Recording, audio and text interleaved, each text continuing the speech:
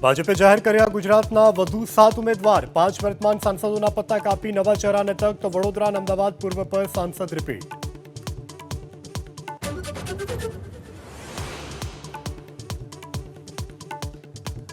વડોદરા બેઠક પર રંજનબેન ભટ્ટને સતત ત્રીજી વખત ભાજપે આપી લોકસભા ચૂંટણીની ટિકિટ, તો અમદાવાદ પૂર્વ બેઠક પર હસમુખ પટેલને વધુ એકવાર તક.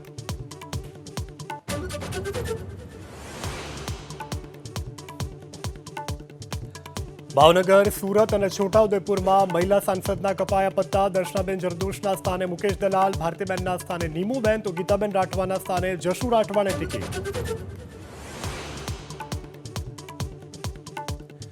રાજ્યની 26 પૈકી 22 બેઠક પર ભાજપે ઉમેદવાર કર્યા જાહેર. મહેસાણા, જૂનાગઢ, સુરેન્દ્રનગર અને અમરેલી બેઠક પર ઉમેદવારના નામ જાહેર થવાના બાકી.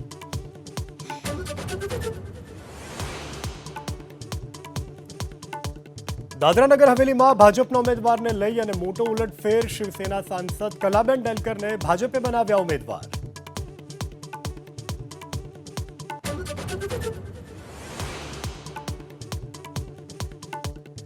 મહેસાણામાં ભાજપમાં ભાજગઢની પરાકાષ્ઠા, પૂર્વ મુખ્યમંત્રી નીતિન પટેલ અને ધારાસભ્ય કરસન સોલંકીની વચ્ચે વાકયુદ્ધ.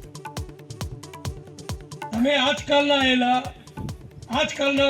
કડીને જાણતા થયેલા, કડીને તમને કંઈ ખબર નહીં, એ તમે અમને શીખવણ આપશો. પણ નીતિનભાઈ કે મેં કર્યું એવું તો નીતિનભાઈ પોતાના ઘરનું તો આપી દીધું નહીં, સરકારનું આપ્યું